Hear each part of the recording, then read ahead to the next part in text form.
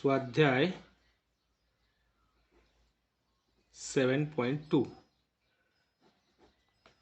स्वाध्याय 7.2 आणि त्यातलं पहिलं गणित आहे 1 नंबरचं गणित 7/8 ही संख्या दशांशात कशी लिहाल? काय 7/8 ही संख्या दशांशात कशी लिहाल असा प्रश्न आहे. आणि सगळं म्हणजे शॉर्टकट कसं करता येईल की 1/8 ची किंमत आपल्याला ध्यानात पाहिजे, परंतु त्याच्यापेक्षा सगळ्यात सोपं काय, सरळ सरळ याचा भागाकार करणे. 7ला 8ने भागायचे. कसं भागणार बघा, 8ने 7ला भाग जात नाही म्हणून भाग दिला पहिल्या शून्याचा. 8 0 0, 7तून 0 गेला 7 राहिले, मग पॉईंट द्यायचा अधिकार मिळतो आणि 0 देता येतं. 0 घेण्यासाठी आपल्याला पॉईंट द्यावा लागतो. आता झाले 70, मग 7 8 56, 7 9 63 आणि 7 आपलं 8 8 64 आणि 8 9 72 होतात. 9 72 जास्त होतात म्हणून 8 8 64. 70 मधून 64 गेल्यावर 6 उरतात. 0 घेऊ शकतो आपण वरून म्हणजे पॉईंट दिल्यामुळं. आता 8 7 56 आणि 60 मधून 56 गेल्यावर 4 उरतात. पुन्हा 0 घेता येतो. 8 5 40. अतिशय सोपं. 40 मधून 40 गेल्यावर 0 राहतो. म्हणजे या संख्येचं 7/8चं दशांशात काय रूपांतर होईल, तर त्याचं आन्सर आहे, आन्सर इज 0.875 आणि त्याचा ऑप्शन आहे सी. अशा प्रकारे हा पहिला प्रश्न पूर्ण होतो. दुसरा प्रश्न बघू आपण आता. बघा प्रश्न दुसरा काय आहे, 2 नंबरचा प्रश्न आहे. 0.04 या संख्येला व्यवहारी अपूर्णांकात कसे लिहाल? या संख्येला व्यवहारी अपूर्णांकात कसे लिहाल असा प्रश्न आहे. आता व्यवहारी अपूर्णांकात लिहिण्यासाठी आपण काय करतो की अंश आणि छेद तयार करतो. मग अंश आणि छेद होण्यासाठी या संख्येत उजवीकडे 2 संख्या सोडून पॉईंट आहे, म्हणजे छेदामध्ये काय असणार आहे, 100 असणार आहे आणि अंशामध्ये काय असणार आहे, तो अंक 4. याला आपण संक्षिप्त करू शकतो. मग संक्षिप्त केल्यावर याला काय येईल, तर 4ने भाग जातो याला, कारण 4ची कसोटी काय सांगते की एकक दशक स्थानी 0 असेल तर 4ने भाग जातो. म्हणून 4 1 4, दोघांना पण 4ने भाग जातो. 4 2 8 उरला 2 झाले 20 आणि 4 5 20. म्हणजे जो काही व्यवहारी अपूर्णांक तयार होणार आहे तो आहे 1/25. म्हणजे हे पण जर उत्तर हे दिलं असेल तर संक्षिप्त न करता हे उत्तर पण त्याचं बरोबर आहे आणि हेही उत्तर बरोबर आहे. अशा प्रकारे हा दुसरा प्रश्न आपण सोडवतो. पुढचा तिसरा प्रश्न बघा. काही जणांची तुमची अडचण होती. 19.01 छेदामध्ये 57.03. ज्यावेळेस आपण तुम्हाला भागाकार शिकवला त्यावेळेस काय सांगितलं की पॉईंट उडवायचे. पॉईंट उडवण्याची सोपी टेक्निक काय दिली होती, 2 संख्या सोडून, म्हणजे 2 संख्यानंतर पॉईंट, उजवीकडे 2 सोडून पॉईंट आहे, वजा छेदात पण उजवीकडे 2 सोडून पॉईंट आहे, दोघांची वजाबाकी करायची, ती येते 0. आता जे काही उत्तर असेल त्या उत्तरामध्ये आपल्याला ना पॉईंट द्यायचा आहे ना 0 द्यायचा आहे. म्हणजे आपल्याकडे याचंच अर्थ काय तयार झाला किंवा याचंच नवीन संख्या 19,901 भागिले 5,703. जर आपण नीट लक्ष दिलं तर बघा 19च्या पाड्यामध्ये 57 येतात, 19 त्रिक 57 होतात आणि 1च्या पाड्यात 3 येतात. म्हणजे 0 1 1 त्रिक 03 आणि 19 त्रिक 57. थोडक्यात काय, या 1901ला जर 1ने भाग म्हणजे याला डायरेक्ट भागलं, 1901 एक 1901 आणि 1900 त्रिक 1900 त्रिक 5703 म्हणजे याने याला काटता येते डायरेक्ट, 3चा भाग जातो. आता जर काटाकाटी केली तर मग आपण दुसऱ्या संख्येने भागायला लागेल. किती होईल? 9 1 10 1 11. म्हणजे अशा संख्या शोधत यायला लागेल की आपण त्याला काटाकाटी करायला लागेल. पण ते सगळं करायची इथे गरज नाही. त्या जाणीवपूर्वक हे दिलेलं आहे की मोठी संख्या दाखवली पण त्याचं उत्तर शॉर्टकट तुमच्या लक्षात यायला पाहिजे की हे 5703 हे 1901च्या पाड्यातले आहेत. आणि तो पाडा म्हणजे असा व्हायला पाहिजे की 19 त्रिक 57 आणि 01 त्रिक 133. म्हणजे थोडक्यात काय, याचं संक्षिप्त केल्याच्या नंतर 1/3 हे त्याचं उत्तर. Option number A. हे आपल्या लक्षात यायला पाहिजे की हे एकमेकांच्या पाड्यातल्या संख्या आहेत आणि त्याच्यासाठी पाडे चांगले पाठ पाहिजेत. आता 1901 इतका मोठा पाडा पाठ करण्याची गरज नाही, परंतु जर तुमचा 19चा पाडा नीट पाठ राहिला असता तर तुमच्या हे लक्षात आलं असतं की 19च्या पाड्या 57 येतात. 19 3 जा 57. परंतु त्याच्यासाठी तो पाडा पाठ असला पाहिजे. पुढचा चौथा प्रश्न आहे 23/1000 या संख्येचे दशांश रूप कोणते? काय? या संख्येचे दशांश रूप कोणते? थोडक्यात काय, हिला पण दशांशाच्या याच्यात लिहायचंय, बरोबर आहे. मग या संख्येचे दशांश रूप करायचे. दशांश रूप करण्यासाठी तुम्हाला सोपी पद्धत काय सांगितली होती की खाली 3 झिरो आणि एकावर 3 झिरो म्हणजे वरती अंशामध्ये 3 संख्या सोडायच्यात आणि उजवीकडे 3 संख्या सोडून पॉईंट द्यायच्या. म्हणून याचं उत्तर काय येणार आहे की 0.023 आणि त्याचा ऑप्शन आहे C. Okay. Then question number 5. 17/125 ही संख्या दशांशात कशी लिहाल? बघा, 17/125 ही संख्या दशांशात कशी लिहाल? ही संख्या दशांशात कशी लिहाल? आता दशांशात कशी लिहायची म्हणजे पॉईंटमध्ये काढायचे. मग याच्यासाठी बघा, काही काटाकाटी होत असेल तर ठीक, नसेल होत तर आपण सरळ भागाकार करू शकतो. किंवा जर 1/125 ची किंमत आपल्याला माहिती असेल तर ती खूप छान, परंतु ती लक्षात ठेवायला पाहिजे. 2-3 दिवसानंतर सगळं विसरून जातंय. मग तसं न करता सरळ सरळ काय करायचं, 17ला भागायचं कितीने? 125ने. आता 125चा पाडा येत नाही, परंतु 17ला काय 125ने भाग जात नाही. मग पहिलाच भाग द्या शून्याचा. 125 0 0. 17मधून 0 गेल्यावर किती राहतात? 17. आता दिला पॉईंट, मग घेतला 0. आता झाले 170. 125ने 170ला भाग जातो 1चा. 125 1 125. बघा, इथे 10 झाले, इथे 6 राहिले. 10तून 5 गेले 5. 6तून 2 गेले किती राहतात? 4. आणि इथे 0. आपण आता घेतला 0.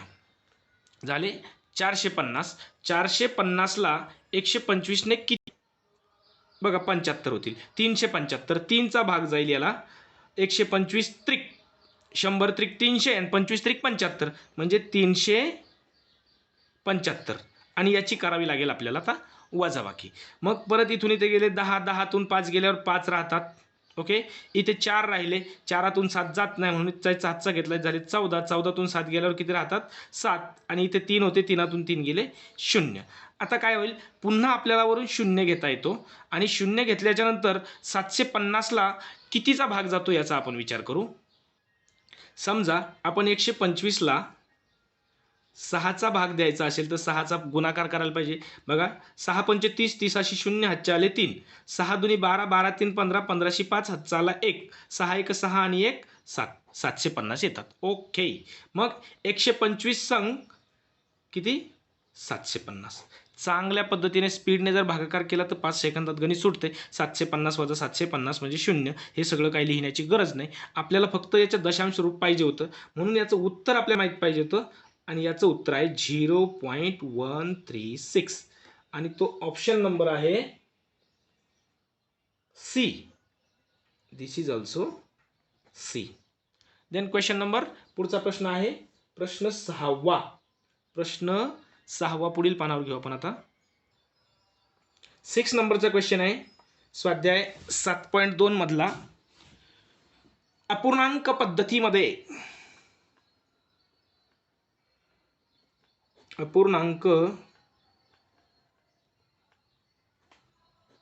पद्धतीमध्ये सुलभीकरण केल्यावर,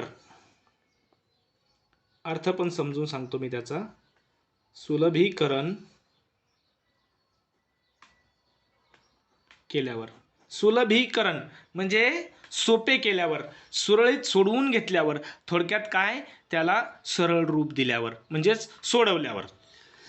फक्त अपूर्णांक पद्धतीमध्ये याचं जे काय आहे ते उत्तर आपल्याला अपूर्णांकात काढायचे, व्यवहारी अपूर्णांकात. मग त्यात पूर्णांकयुक्त अपूर्णांक असे 4 पर्याय आहेत आपले. बघा अपूर्णांक पद्धतीमध्ये सुलभीकरण केल्यावर कशाचे उत्तर काय येते बघा. 2.75 minus 1.25 plus 4.75 minus 3.80 याचे उत्तर येते. सुलभीकरण केल्यावर याचे उत्तर येते. किती येते असा तो प्रश्न आहे. मग याचं आपल्याला हे सोडवायचं आहे आधी. बघा 2.75 मायनस 1.25. आता इथे मायनस करायचं आहे. पॉईंट नंतर दोन संख्या, पॉईंट नंतर दोन संख्या. मायनस करायला काय अवघड नाही. ही मोठी संख्या, ही लहान संख्या आहे. मोठ्या संख्येतून लहान संख्या वजा करा म्हणजे 5 minus 5 is equal to 0. Then 7 minus 2 5. जिथे पॉईंट तिथे पॉईंट. दोनातून एक गेला, एक राहिला. याच्यामध्ये किती मिळवायचे अधिक 4.75 मायनस 3.80. ओके. ह्या झिरोला काय व्हॅल्यू नसते, परंतु ठीक आहे असू द्या. आपण काय करू आता याची बेरीज करू.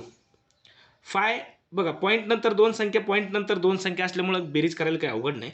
5 आणि हे 5 आणि हे 0 किती झाले 5. 0 आणि 5 5. देन 7 आणि 5 7 5 12. 12 12शी 2. जिथे पॉईंट तिथे पॉईंट. हातचा आला 1. 4 1 5 1 6. 6.25. याच्यातून मायनस करायचे 3.80. आता आपण करून घेतलं ते ऑलरेडी. पॉईंट नंतर दोन संख्या, पॉईंट नंतर दोन संख्या आलेल्या, त्याच्यामुळे थोडंसं काही कठीण नाही आहे. या 5 मधून हे 0 गेला. 5 मायनस 0 5. ठीक आहे ना. ही मोठी संख्या, ही लहान संख्या आहे. मोठ्या संख्येतून लहान संख्या वजा करायची आहे. 2 minus 8 होत नाही. सो याच्याकडून एक कॅरीला घेतलं. इथे 12 झाले. इथे 5 राहिले. ओके. 12 minus 8. 12तून 8 गेल्यावर किती राहतात तर इथे 4 राहतात. ठीक आहे. आता इथे राहिले 4. जिथे पॉईंट तिथे पॉईंट. आता इथे राहिले 5. 5मधून 2 गेले, सॉरी 3 गेले. 5मधून 3 गेल्यावर किती उरतात 2. 2.45. 2.45 असं हे दशांशात रूपांतर आलंय. दशांशात त्याचं उत्तर आलंय. परंतु आपल्याला त्याचं उत्तर काय पाहिजे व्यवहारी अपूर्णांकात. मग हे 2 पूर्णांक आहे. 2 पूर्णांक 2 पूर्णांक जे काही अपूर्णांक आहेत ते आहेत 45 आणि 2 संख्यानंतर पॉईंट आहे म्हणून छेदामध्ये 100. आता आपल्याकडे जे 4 ऑप्शन आहेत ना, ते पहिला ऑप्शन आहे 2.9 दुसरा बी ऑप्शन आहे 2.9 सी ऑप्शन आहे 1.9 आणि डी ऑप्शन आहे 5.9 बघा आता आपलं खरं उत्तर हे आहे, परंतु याच्यात काही ऑप्शनमध्ये नाही आहे. मग याच्यामध्ये बदल करून आपल्याला ऑप्शन सारखं तयार करावं लागणार आहे. याला संक्षिप्त करावं लागणार आहे. पॉईंट जे दशांश व्यवहारी अपूर्णांकात आहेत त्याला आपण संक्षिप्त करू. 2 पूर्णांक आहेत ते तसेच राहतील. 45/100ला कशाने तरी भाग जातो समान संख्येने. 5ने भाग जातो. यस, 5 नव्हे 45 आणि 5 दोन्ही 10 आणि 1 शून्याशी शून्य. म्हणजे याचं उत्तर काय आलं? 2.9°/20 आहे का असं कुठे? 2.9°/20. Option A. A is right answer. Then question number 7. 7वा प्रश्न बघा. चा दशमान सममूल्य आहे कशाचा? 1/2 अधिक 3/8 अधिक 7/16. चा दशमान सममूल्य आहे आणि आपल्याकडे ऑप्शन दिलेत. ए 1.3125 बी आहे 13.125 सी ऑप्शन आहे 0.91875 अँड लास्ट डी ऑप्शन आहे 0.5812 अँड देन 5. असं हा 7वा प्रश्न आहे. बघा आता 7व्या प्रश्नाचं उत्तर आपण काढू. ऑप्शन आपल्या समोर आहेत, प्रश्नही आपल्या समोर आहे. याला सोडवायचं आहे आणि दशमान म्हणजे दशांशात लिहायचं आहे, पॉईंटमध्ये त्याचं उत्तर काढायचं आहे. याला अगोदर सोडवावं लागेल. सोडवण्यासाठी छेद समान करणं गरजेचं असतो, बरोबर आहे ना? छेद समान करणं गरजेचं असतो. छेद समान करा किंवा याला डायरेक्ट पॉईंटमध्ये करा ना, हे सोपं जाईल पॉईंटमध्ये करणं, किंवा छेद समान करून. कसंही छेद समान करून त्याला काढा, मग पॉईंटमध्ये करा, तसं करा. काय होईल? छेद समान करायचा 16 करायचा आहे. मग याला 16 करण्यासाठी 2 गुणिले किती? 8. 8 दुनी 16 होतात ना, म्हणजे खाली 16 झाले छेदामध्ये. तेव्हा 8ने याला गुणलंय म्हणून वर अंशाला पण 8ने गुणणार आपण, तेव्हा तिथे 8 होणार. अधिक या 8ला 2ने गुणलं की 16 होणार. 8 दुनी 16 म्हणून या 3ला पण 2ने गुणावं लागेल, तिथे 6 होतील. अधिक इथे ऑलरेडी 7/16 आहे. आता याची बेरीज केल्यावर छेद तोच राहील 16. बेरजेत काय होईल बघा, 1 याच्यात टाकला की 7 7 7 म्हणजे 7×3=21. काय म्हटलं मी? या 8तला 1 काढला, याच्यात टाकला. आता 1 काढल्यामुळे इथे 7 झाले, याच्यात टाकल्यामुळे इथे 7 झाले. इथे ऑलरेडी 7 आहे आणि 7 7 7 म्हणजे 7×21 होतात आणि तिघांची बेरीज झाली 21. मग 21/16 याला दशांशात करायचं आहे. एकतर आपल्याला ते 1/16ची किंमत माहीत पाहिजे, किंवा सरळ सरळ याचा भागाकार करा. 21ला 16ने भागा. बघा काय होतंय? दशांशात करायचं ना आपल्याला उत्तर. हे काय आपल्याकडे उत्तर आहे बघा. मग 16×1 16. 21 मधून 16 गेल्यावर किती राहतात बघा? 16 17 18 19 20 21 बरोबर, 5 उरतात. हे 5 आणि वर काहीच नाही आहे, आपल्याला पॉईंटमध्ये भाग द्यायचा आहे म्हणून इथे दिला पॉईंट. आता घेतला 0. आता थोडंसं आपण जरा ऑप्शनकडे बघूया. 1 पॉईंट पाहिजे, 1.3 जे काय असेल इथे, हे तर उत्तर आपलं नसेल. ओके, हेही नसेल.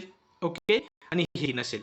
म्हणजे एवढं जर केलं तर आपलं उत्तर लगेच समजेल आपल्याला की अरे याचं तर हे उत्तर आहे. ओके, परंतु आपण पुढे सोडवून बघू. बघा 16 16 उजले 5 मग घेतलं 0. आता 16 दुनी 16×3=48 16×3=48 उरले 2. पुन्हा घेतला 0. 20 झाले म्हणून 16×1=16. बघा त्या उत्तराकडे चाललो की नाही आपण. 3 1 16×1=16. मग उरले 4. पुन्हा घेतला 0 16 दुनी 32 उरले 8. पुन्हा घेतला 0 झाले 80 आणि 16×5=80 आणि 80तून 80 गेले 0. म्हणजे याचं उत्तर आलं, आन्सर काय आलं याचं? 1. बघा 3125 आणि ते कुठे आहे? Option A. अशा पद्धतीने आपला स्वाध्याय 7.2 कंप्लीट होतो आणि या ठिकाणी आपण थांबणार आहे. तेव्हा जर तुम्हाला काही अडचण आली तर स्वाध्याय 7.2 यूट्यूबला बघा आणि क्लिअर करून घ्या. ओके, फक्त 20 मिनटं